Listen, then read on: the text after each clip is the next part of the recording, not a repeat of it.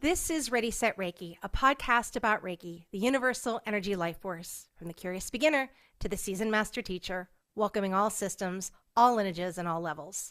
Reiki is a journey and not a destination. And on this Ready, Set, Reiki journey, we refer to ourselves as guides rather than hosts, as we too are traveling, supporting each other, and learning on this Reiki journey as well. And with that said, I am your guide, Tracy Searight. Joining me on my journey today is Steve Gooch. Now, with a background as a noted artist, printmaker, sculptor, and working with some of the leading visual artists of his generation, he moved into international education at the turn of the millennium, having a radically transformative and expansive impact on the art hubs under his watch in Egypt, Sudan, and Saudi Arabia. Passionate about his own personal and spiritual development, he undertook studies and training in several spiritual disciplines and pursued interest in esoteric Buddhism, interreligious studies, philosophy, and meditation. He has written 3 books: Reiki Jin Kei Do, The Way of Compassion and Wisdom, Mindfulness Meditation, and the Art of Reiki, and Manifesting Abundance with Reiki, and is considered one of the leading authorities in this field. The perspective that he pursues all 3 books is a radical departure from the mainstream interpretations of this subject. He is regularly invited for interviews and speaking engagements on topics of Reiki and personal spiritual development. In recent years, he has focused on developing his visual arts practice, meditation-based and spiritually focused courses, retreats, and workshops, offering them across the UK, Egypt, Jordan, and parts of the Eastern Europe. He is now widely considered to be one of Egypt's leading personal development coaches, working with celebrities, politicians, media stars in North African country. He routinely works as a coach with some of the healing fashion houses in Saudi Arabia. Steve, welcome to Ready, Set, Reiki. Thank you. It's lovely to be here. All right, well, let's begin our journey together. So tell us a little bit about yourself. I started out with I'm basically a writer as well as an artist. Those are really my 2 twin passions. And if anybody says to me, what do you do? My answer is I'm a writer. That's number 1 on my list. But so I pursued those two strands for a significant part of my life, and I got into art education. In the end, I became an art teacher and moved to Egypt, and fairly quickly became a head of department, and then moved up through the sort of management structure in education. But behind all of that was, I guess, a really deep passion for spirituality, and really just discovering what the world was really about and what I was about. And that started for me when I was a teenager. My father had books on things like pyramid energy and Tibetan monks and hypnotherapy and life after death. He had a whole collection of these books. So when I was sort of 12, 13, 14, I was reading all of my father's books. So that really sparked my interest in these sort of fields. And so that carried on throughout my whole life. But I mean, I remember when I was a schoolboy, I guess around the age of 13 or so. I mean, all my friends at the time, they were all, after school, they were all playing football. I was standing in a field, feeling the consciousness of the trees all around me, and I was communicating with nature. I mean, it was just an astonishing experience, and it was so different from what all my peers were doing. They were all playing football and what have you. So this whole spiritual focus in my life was there all of the time, ever since I was very young. And as you said in your introduction, I explored lots of different spiritual practices, looking into various religions, and trying out different methods and experimenting with things. Some things resonated, some things didn't. So it was quite a journey, and that journey is obviously, it's a lifelong journey. It's still going on, and in 1996, I got into Reiki for the first time and started teaching Reiki in 97, end of 97, beginning in 98. And while I was in Egypt working as a teacher, I started teaching Reiki classes in Egypt, not realizing at the time that I was in fact the only Reiki teacher in the whole country back then.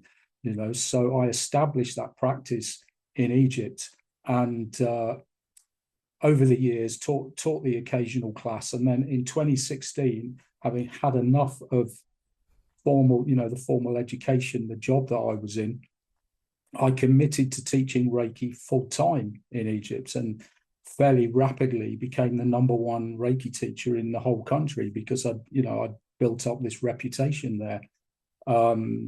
And the meditation was a very big part of that. Meditation was a critical element within that as well. So I was teaching meditation workshops.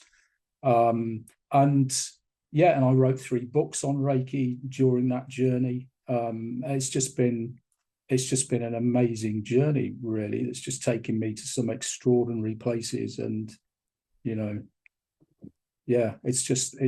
not ended. It's still going on. Still going. I love it. I love it. So you talked a little bit exactly the date of when Reiki came into your life. Would you say that you found Reiki or Reiki found you? I was going to say I found Reiki, but that's a difficult one. I mean, towards the end of 95, I mean, it was really, just the worst time in my life. I mean, everything was just a big disaster. My mother had not long died. I went through a divorce. I lost my job. The economy in the UK at the time was such that I lost £10,000 off the value of my house, and everything was just black. And I just didn't know how to get myself out of this hole. Everywhere I looked, it was just disaster. And then one day I suddenly thought, I've always had this interest in complementary therapies. I don't really know very much about any particular therapy, but I've got this interest. So I thought, well, maybe that'd be, a new career direction, perhaps. And then I picked up a copy of this magazine. It's a British magazine called Kindred Spirit, which is a spiritual magazine. And there was a 1-page article on this thing called Reiki that I'd never heard of. So I read the article and I thought, well, yeah, maybe this is a good place to start. It's just 2 days training. It doesn't cost a huge amount. So if it's a waste of time, no big loss, but, maybe it'll be worth investigating.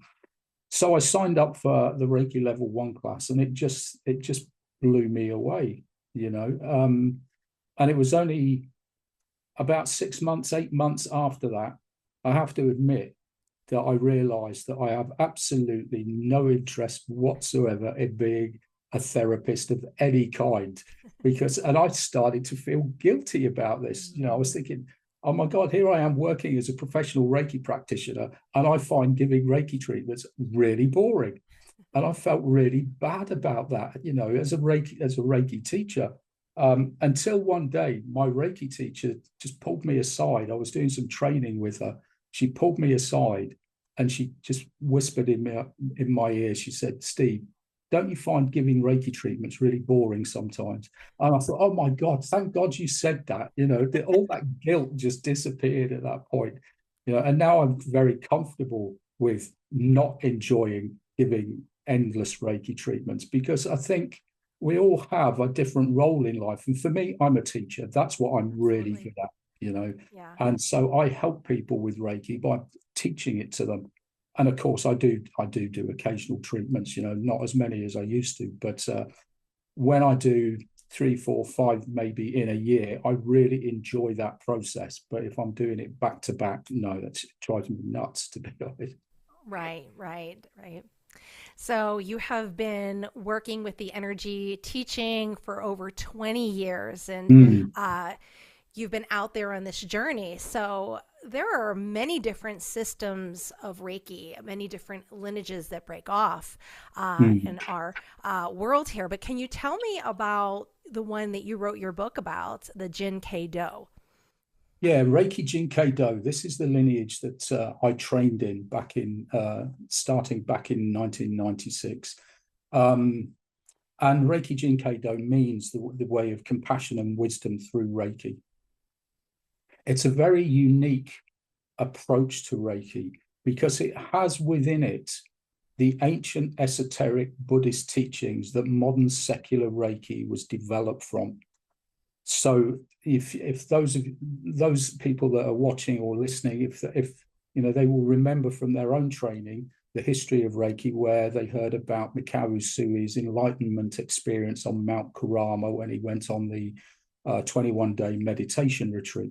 Well, for many, many years, people have been speculating about, you know, what is that meditation that Usui did? Nobody really knows.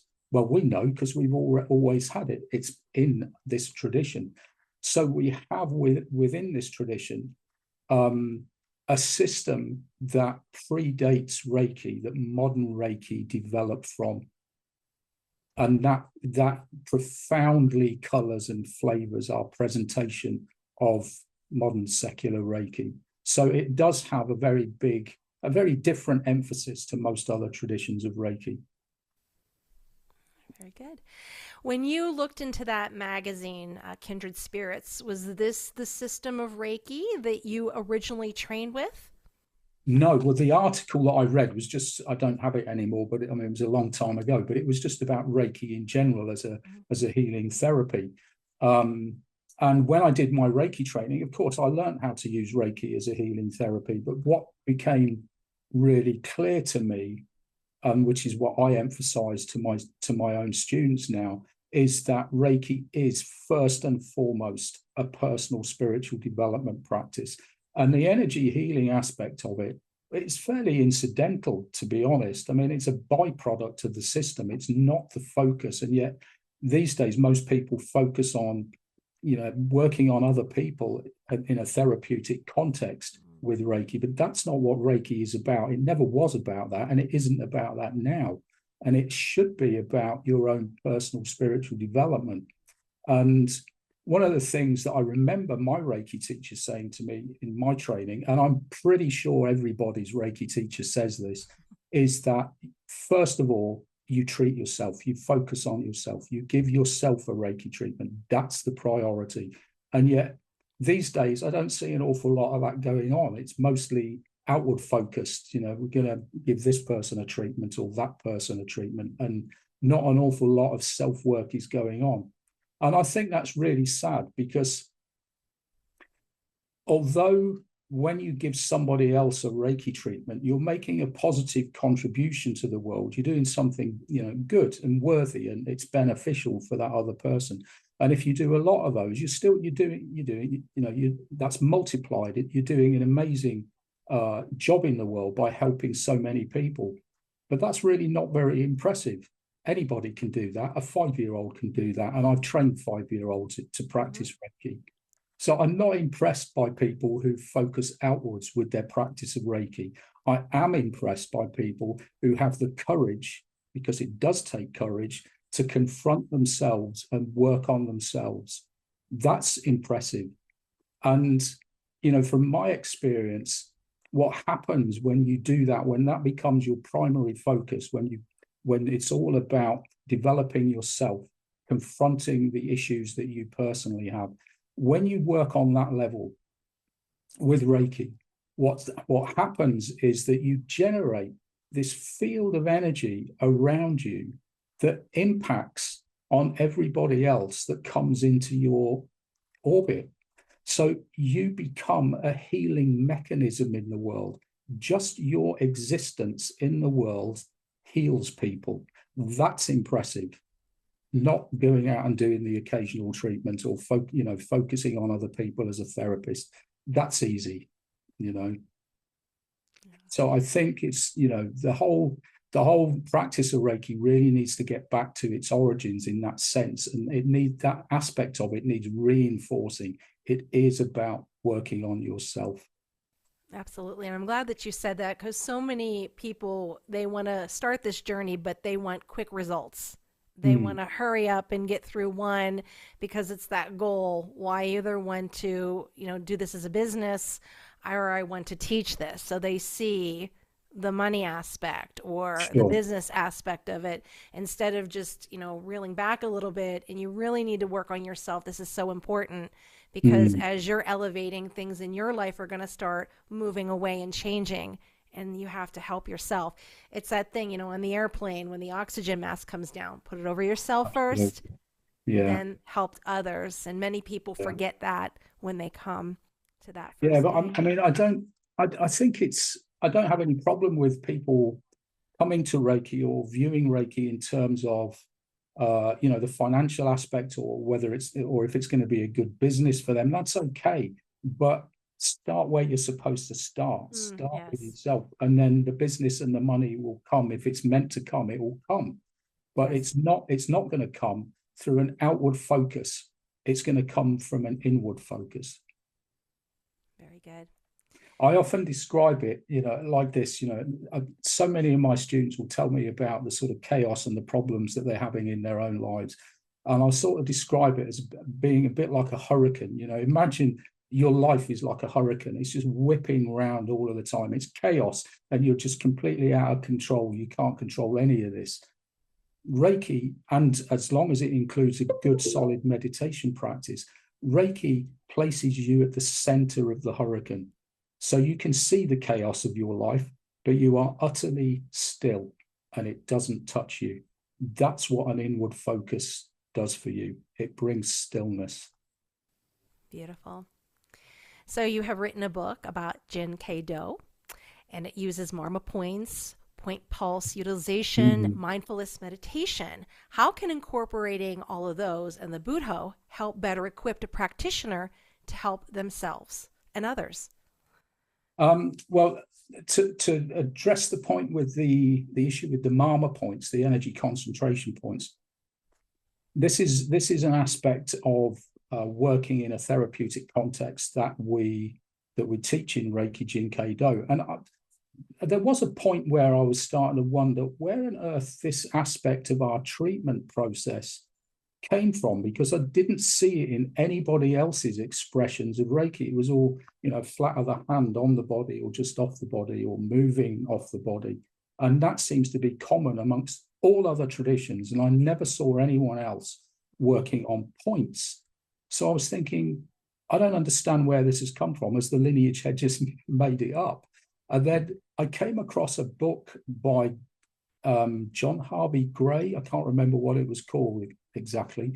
When I was researching my last book, and there was just one short paragraph in there about how Chujiro Hayashi, Mikao Usui's student, he worked on points, and he taught Mrs. Takata to work on points. So why that has disappeared from the world's Reiki practice, I have no idea, because it was definitely there with Hayashi and Takata. And this tradition, Jin Kei Do, seems to be the only one that has carried on that aspect of the practice. And it is such a powerful method of working. I mean, it is just so much more powerful than just working with the flat of the hand, because you're focusing on very specific energy concentration points, and the energy flows very powerfully when you localize it on those points. I mean, I remember at the end of one Reiki class that I was teaching in Cairo, it was a first level class. We're all finished. We're packing up. I'm folding up my treatment bed to go home. I want to go and have a coffee. I'm tired. I'm done.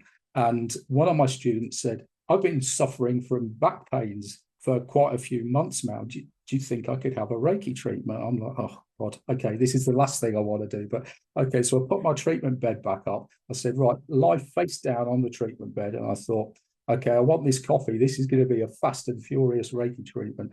So I went straight into her lower back with my fingertips, scanned it with my fingertips, found where I thought the first point was, then scanned with my other hand, found another point. The energy rippled between these 2 points. The first point died off. I found the next one, and then the next one. And after about 20 minutes working on a very random pattern that was going across her spine, after about 20 minutes of just working intuitively on energy concentration points, her back pain disappeared and it never came back. It's an extremely powerful method of working. So if you haven't got that in your toolkit of methods to use giving a Reiki treatment to other people, look into it, work on energy concentration points, because it is astonishingly powerful. Interesting. I wonder about the Marma points. Could perhaps Madame Takata eliminated that because when she came over to Hawaii for her teachings, that perhaps she was, in a sense, Americanizing it and making it more simple for Americans. Maybe she felt it was too complicated of a concept for Americans, and then just did her hand placements. Because in my studies, there was, and this is through one of the systems I have studied, Holy Fire, and in that book, The Healing Touch, it explained how she changed a few things so that way, basically, in a way, she was making it less Japanese, I guess, because this was happening around Pearl Harbor. So, yeah, I don't know if that could be maybe the story of why that was taken out. It's possible, but then it also doesn't seem to be there in the other extant Japanese lineage either. Interesting. Jikiden Reiki or Komyo Reiki Do. No one else seems to be doing it. And yet there is historical evidence that Chujiro Hayashi worked in that way. Why it's disappeared, I have no idea. Right. That's the interesting thing with history, right? Absolutely. It changes in translations, but it's quite an interesting thing there. So the next question is, Usui Sensei is considered the father of Reiki. Can you explain to our listeners what is the heart of Usui's teachings? For me, the heart of Usui's teachings is all about your own personal development. It's about making you a better human being and getting rid of suffering in your own life. That was Usui's motivation when he created the system. Usui did not go out with the intention of creating an energy healing therapy. That's nonsense. That's just not there. What he did do was go out and decide to create something to help individuals alleviate suffering in their own lives. And that is, at least initially, and I think predominantly for Usui, it was very much a meditation-focused practice. It was Chujiro Hayashi that really ramped up the energy healing aspect of it. And when people say to me, I practice Usui Reiki, my answer is no, you don't. You practice Hayashi Reiki, actually, because Usui didn't focus on this at all. His focus was very much on meditation and personal spiritual development rather than energy healing. So I think that's the core of Usui's system. It's about personal development, your own personal spiritual development. Right. The lineage that I started with was the Usui Arahiho, and when we got our level 1, we for 21 days meditated and worked with the energy before we came back and went back to class and got our certificate. So we had to go through that 21 days to honor him up on the mountain. So that's I don't see that too much as I am out and connecting with other practitioners, and so it's a little different way to do it. So So you've been teaching for over 20 years, working with the energy, teaching students all over the world. What do you find is a common misconception about Reiki? A common misconception about Reiki. That it is just another energy healing discipline alongside other energy healing disciplines. I'll give you an example of this. A good friend of mine, not long after I did my Reiki training, and he also did Reiki training, and he went off and also trained in something else. I can't remember. It was quantum touch or quantum healing. I can't remember exactly what it was called. But in his description or his comparison between these two, Reiki and the quantum touch method, was that quantum touch works with this particular range of frequencies, and Reiki works with this particular range of frequencies, and other energy healing disciplines work with their own particular range of frequencies. And my response to that was, no, that's absolutely not true. Reiki is the universal energy field. It is all frequencies. I can't speak for these other energy disciplines. Maybe they do work with a very specific range of frequencies, but they would sit within the totality of what Reiki is, because it is every frequency imaginable. Beautiful, beautiful. So in being of service and helping so many on their healing journey, what has been the biggest challenge, or rather struggle, you have faced in your own healing journey? Oh, that's a tough one. The biggest challenge is just to commit daily to my own self-healing. And that doesn't necessarily mean laying on of hands. I mean, I do Reiki self-treatments, but I prioritize above and beyond that. I prioritize meditation and trying to fit in various meditation practices and the self-healing and other practices. I'm following an Ayurvedic path as well at the moment. So trying to fit all of this in, it just becomes a big challenge. It's like, I remember many years ago, I was doing Reiki, Tai Chi, karate, yoga, meditation. And within each of these disciplines, of course, they all have things that you're supposed to do every single day. And I was thinking, I can't do this. It's just impossible. So I had one day, I thought, right, I'm going to figure this out. So on this one day, I thought, right, I'm going to do nothing else except for every single one of the daily commitments across all of these different disciplines. It took me 8 hours of that day. And I'm thinking, this is nuts. I can't do 8 hours of practice every single day. And it was then that I started to be a bit kinder to myself. But it is tough to just find time to fit in the practice every day, actually. So I get it when my students say, look, I don't have time, or I didn't have time. Well, yeah. We're human beings, Life isn't perfect. We just do the best we can. All right. This next question, you can bring this from your angle of a writer or an artist as well. So as you stand here in your journey of everything that you've been through, what do you wish your younger self knew about your current profession? I wish that at that time, first of all, I would definitely have not spent 6-8 months focusing on being a Reiki therapist. That bit I would delete quite happily. But no, I learned a lot from that process, actually. I mean, it was good for me. It was a good educational process. But looking back, I think the main thing that I would say to my younger self is, don't lose sight of your creative impulses, because I lost sight of that so many times on the Reiki journey. And it's a big part of me, that the writing in the art it is a massive part of who I am.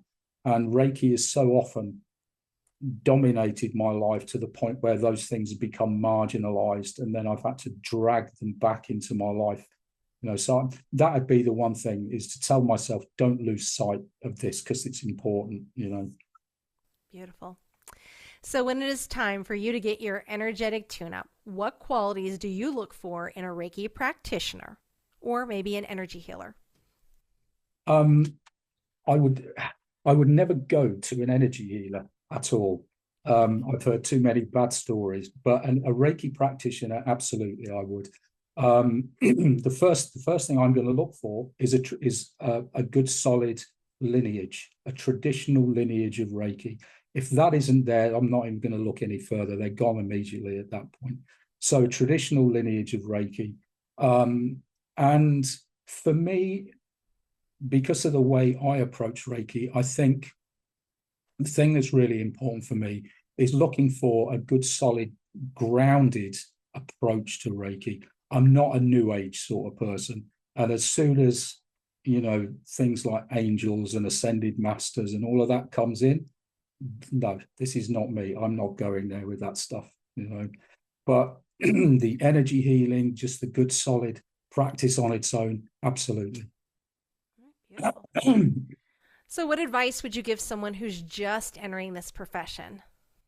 Oh, well, again, it'd be the same thing. Look for a good, solid tradition of Reiki. Look for a traditional lineage of Reiki, first of all. I mean, that would be number one. And ask tough questions. I mean, I value this in my own students as well. I mean, I have skeptics come on my classes sometimes who ask really tough questions. And I say to them, I really appreciate the fact that you're asking these questions. I love students like this. Mm-hmm. And anybody that's going to a Reiki teacher or for a treatment or training, ask the tough questions, get good, solid answers. Don't believe stuff just because someone tells it to you. It needs to resonate with you. It doesn't have to be evidence that a scientist would approve of, but it needs to be evidence that resonates with you. So ask the tough questions. Yeah, very good. I've had some students before they sign up for the training. They ask me my lineage chart. We talk on the phone, or we have a Zoom meeting and talk about it. And they, look up whatever questions they found on the internet, and they're asking me them. So yeah, do your homework. Absolutely. And a lot of people cut corners and think, oh, well, I'm going to go take this class online for $14. That's a great resource down the road, but that first teacher, you really need someone strong to go to. And even if it's on Zoom, instead of going through YouTube or a $14 class. So you have written 3 books. Can you please share a little bit about each of the books? Yeah, the first book, Reiki Jin Kei Do, The Way of Compassion and Wisdom. That was, all of my books have got interesting stories, actually. The first book, when I was doing my own second degree training, I was so knocked out by the teachings that I was receiving from my Reiki masters. And I was like, why has nobody ever written a book on this stuff? So I asked my Reiki master, I said, look, why's no one ever written this book? And I remember the moment she pinned me with her eyes and she said, Steve, Ranga's the lineage head, Ranga Pramaratna. She said, Ranga's writing this book. So I thought, oh, God, right, okay, so forget this idea. The lineage head is writing a book about this. What do I know? I'm only just doing my second degree, of course. Forget the whole concept. Well, his book never appeared. 10 years later, having forgot that conversation, I decided I was going to write a book on Reiki Jin Kei Do because no one had ever done it. And so I wrote the book. And what was very interesting, having just completed it, and I'd spent quite a lot of time researching how to become a writer, and I've read many books and taken courses, and without exception, they all said it's really tough to become a writer. You're going to have lots of rejection letters. It might be many months before you find a publisher that will pick up your book. So this was really off-putting. So having completed my book, I thought, okay, let's use Reiki to find my publisher. So in front of me, I had a shelf of all the Reiki books that I'd used as research.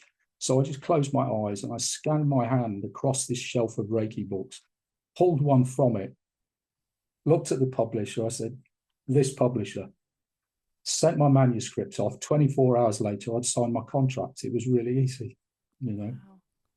That was my first book. And when it came out, I had a conversation with my Reiki master. And suddenly I remembered that conversation I'd had with her 10 years previously in my Reiki class. And I said, Dorothy, do you remember that conversation we had? She said, Steve, yes, I remember the conversation about the book. And I said, you knew I was going to write this, didn't you? And she said, I did. She did. It was very clear to me at the time. She knew that it was going to be me who wrote that book. So that is still the standard textbook around the world for Reiki Jin Kei Do. It was the first. There's only been 2 books. Mine came out first. About 2 years later, a guy in France wrote a book as well. So if you can read French, there's his book as well. But otherwise, there's just mine.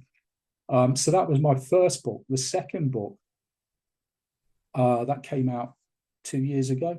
Yeah, 2 years ago, I think. That's a much deeper exploration of Reiki and its relationship to meditation, because it is such a core part of the Reiki practice. So it's a deep dive into that. And that was also an interesting story, creating that. One of my students in Egypt sent me a little message on WhatsApp saying, look, I'm doing all my self-treatments every day, and it's really sensitizing me to other people's suffering. I'm really feeling their suffering when I go to the supermarket, or if I pick my kids up from school. I'm feeling this all of the time. And she said, well, what do I do? And my answer was, how much meditation do you do? And she said, I'm not. I said, you need to meditate.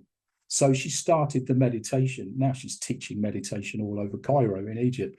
But at the time, she wasn't doing any, because that's the balance point. That's the thing that gets you back into your center. And having sent that little reply to her, I thought, there's more I could say on this. So I sat and I wrote a little bit more and a little bit more. And by the time I'd finished, I'd written about 6,000 words.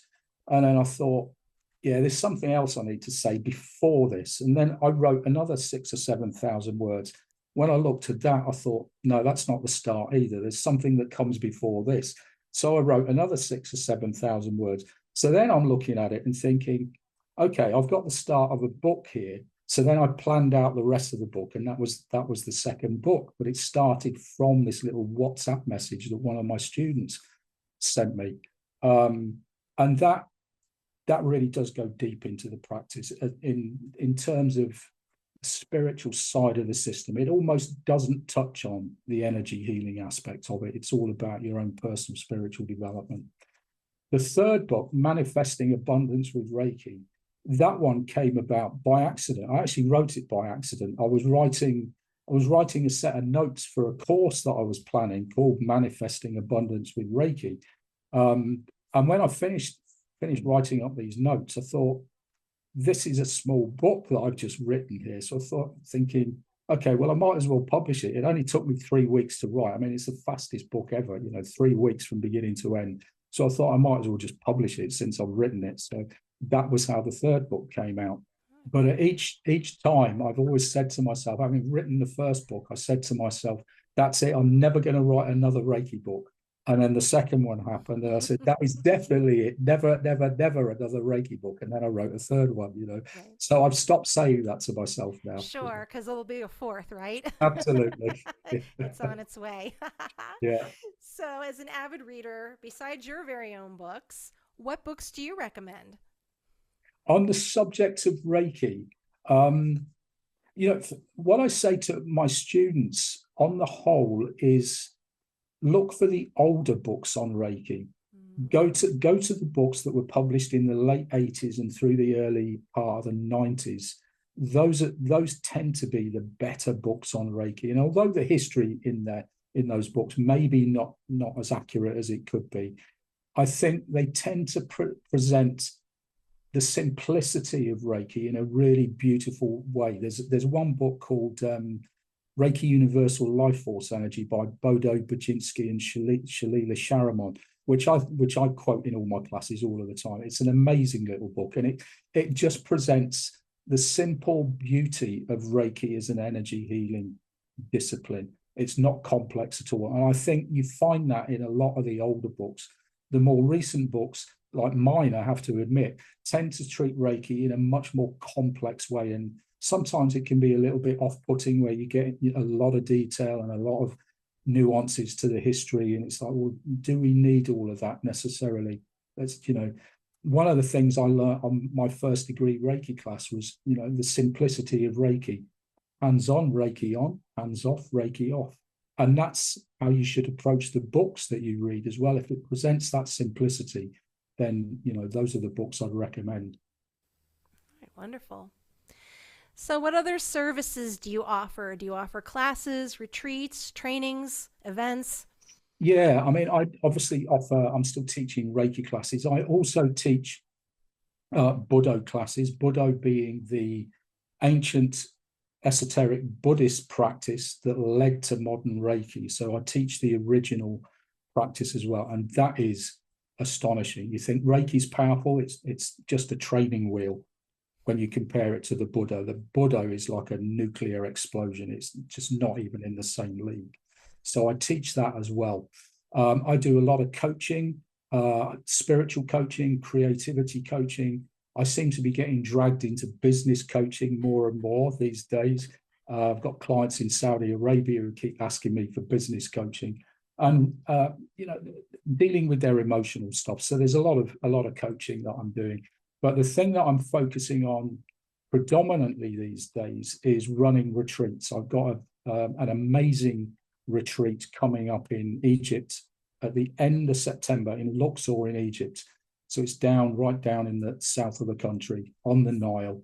And that's focused on Reiki, meditation, and art. So we're going to do some deep dive work into using Reiki as a personal spiritual development practice, reinforced by the meditation practice. And of course, the energy empowerment that you get with Reiki will reinforce that as well. And then how to express all of that through an exploration of creativity as well. And using that energy empowerment to enable you to connect to the energies of the sacred sites in Egypt as well. So it's going to be an astonishing experience. Sounds like it. So where can somebody find you? Do you offer online, in person, if they're interested in getting a session with you or taking a training with you? Yeah, so I have been doing online Reiki training over the last 2 or 3 years. I still do it in person, but, obviously you need to be here in my hometown if you want it in person, or in Cairo. But otherwise, I do that online. So people can connect with me via my website or through Facebook or Instagram. So I do the online Reiki training and the online Buddho training. The coaching is always done online. That's never face-to-face. And then there's the retreats. Obviously, that's in person. I'm not doing any online retreats at the moment. All right. Well, this ends our first part of our journey together, and I'm going to continue on as your guide through the second part of our journey, which is social media questions from our listeners and Reiki students. So here we go with number 1. The first question is, how can I manifest abundance with Reiki? Well, first of all, I'd say you definitely need to be buying my book if you want all of the details on that. But one of the things with Reiki, one of the things I like to draw a comparison between with Reiki and the law of attraction. Now, if you look at the law of attraction, there's many authors, many speakers and teachers working in that field. They always talk about the universal intelligence, which is a euphemism for God, actually. That's what they're talking about, but they're not going to use that word. Now, in Reiki, we talk about universal life force energy. Yeah, it's the same thing. So in the law of attraction, what you're expected to do is just have a belief that this universal intelligence is going to manifest whatever it is you want to manifest. Now, some people find that easy to believe that this is going to happen. Some people, like me, they struggle with this. How is this, how's that going to happen?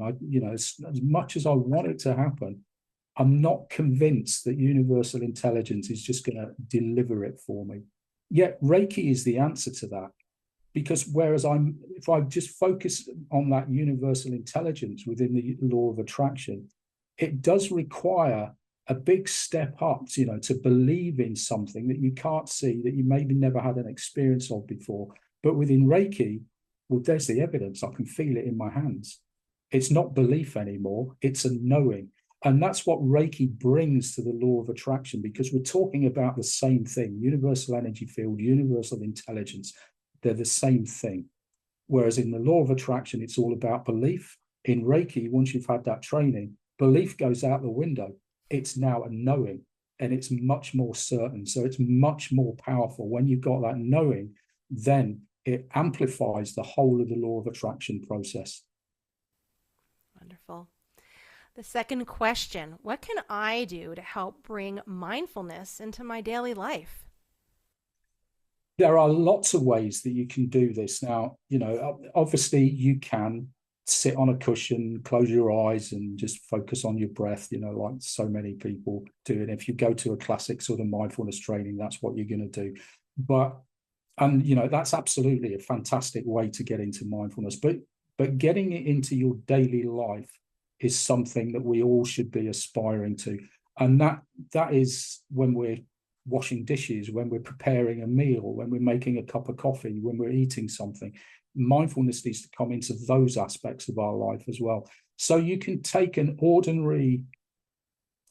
ordinary that you probably do every day, like making a cup of coffee. Yeah. So you fill the kettle with water. There it is under the tap. You're filling it with water. Bring awareness to it. Just laser in on the sound of that water filling the kettle. When you fill the kettle, feel the weight of the kettle. Place it down. Listen to the click of the switch, and then stay there with the kettle and really listen to it boiling. And you will be astonished that you're going to start hearing sounds that you didn't even know a boiling kettle made, because you never pay attention to it. You put the kettle on and you go off and do something else. But when you use it as a mindfulness activity, it's actually quite astonishing to hear the sounds that you didn't even know were there. You could take, a piece of fruit or something that you're going to eat and smell it. Does it make a sound? No, probably not. But smell it. And then put it on your lips. Does that generate saliva in your mouth? Yeah, it probably does. Yeah. Now take a bite of that, then feel it on your tongue, feel it in your mouth before you chew it, and then chew it. What does that feel like? Just bring awareness to the process of eating something. Yeah, so you can bring mindfulness into many of your daily activities, as well as, the formal practice of sitting on a cushion and closing your eyes, Very good. You did touch upon this a little bit earlier, but we'll circle back around with this question. This is our third and last question. Can you tell me about your upcoming retreat that you are doing at the end of September? Yeah, I am just so excited about this retreat. I mean, I can't wait for it. It's on the 26th of September. It's 26th of September to the 3rd of October. And we're focusing on Reiki meditation and art. It's taking place in Luxor in Egypt. There is, although we're focusing on Reiki, there is no expectation that you will have done Reiki before you come, because what I'm giving as a free bonus with this retreat is an online first degree Reiki training. So if you haven't done that, on the 7th and 8th of September, I'm giving a free training in level 1. And you're going to get a copy of Manifesting Abundance with Reiki as well. But once on the retreats, we're going to be focusing very much on healing the self. We will do some work on healing other people, but I want to focus very much on healing the self and bringing meditation into that. We'll be using a meditation called the six-point meditation, which is a simplification of one part of the Buddho meditation, which Usui practiced on Mount Karama. We're taking a part of that, simplifying it, and using it on this retreat. And that's a really powerful process. So the retreat is really about you getting in touch with your core self, healing yourself, and expressing yourself through that creative process as well. As I said, I spent most of my life as an art teacher, so I'll be doing quite a bit of art on the retreat as well as visiting all the sacred sites like the Luxor Temple and Karnak Temple and Valley of the Kings and Hatshepsut Temple. But we're going to see all of this stuff as well. And it's the venue is a hotel on its own island in the middle of the Nile, which looks, I've never been to this place, but it looks astonishing. It's got an infinity pool right next to the river. I don't know how that quite works. It's like just swimming the river, but anyway. But it's going to be an extraordinary experience. I'm really excited about it. Wonderful. Where can we find information about that and about the things that you offer? Just on my website, which is stevegooch.co, not com, leave the M off, .co. Yeah, stevegooch.co. So you'll find all the details about my coaching and my Reiki and Buddho workshops and the retreat. It's all on there. And you can book via the website as well if you're interested.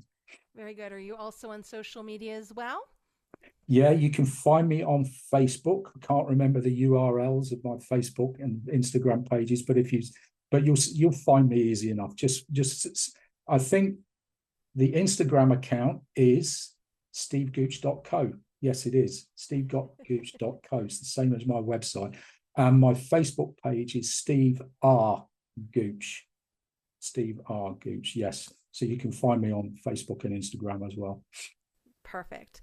Well, that ends our questions. And is there anything else that, as we were talking, that you might have forgot about, or something that you would like to share with our listeners? You can take that time now to do that. Yeah, I mean, the only thing that I have touched on a little bit, but I just want to emphasize again that within Jin Kei Do, we have this practice called Buddho, which is a big, big practice. You know, it's much bigger than Reiki, in fact, with this central Buddho meditation. I mean, you need to have trained within Reiki Jin Kei Do to access the Buddho system, but I really would encourage people to look at that. Because if you're into Reiki, whether as a healing therapy or more importantly as a spiritual discipline, you need to check out Buddho because it is just astonishing. Like I said before, Reiki is a training wheel for this. Buddho comes before and after Reiki. You know, it sandwiches it in the middle, but Reiki is just a training wheel. It's nothing in comparison to Buddho. I mean, it'll blow you away. So I would encourage people to look at that. It is astonishingly powerful. And do they need any prerequisite to take the Jin Kei Do? None whatsoever. No, you can come into Jin Kei Do with no experience and no knowledge of Reiki at all, just as I did when I started my training. All right, perfect. Well, thank you, Steve, so much for taking time out of your very busy schedule to join me on this journey on Ready, Set, Reiki. So it's been a great pleasure. Thank you very much. All right, my wonderful listeners. If you'd like your question featured on the show, reach out at www.readysetreiki.com. And also you can reach out to me on social media as well. Also check out Feather Sister Wellness that offers a variety of yoga classes, yoga trainings, Reiki, and Reiki trainings at www.thefeathersister.com. I'm Tracy Searight, and this has been Ready, Set, Reiki.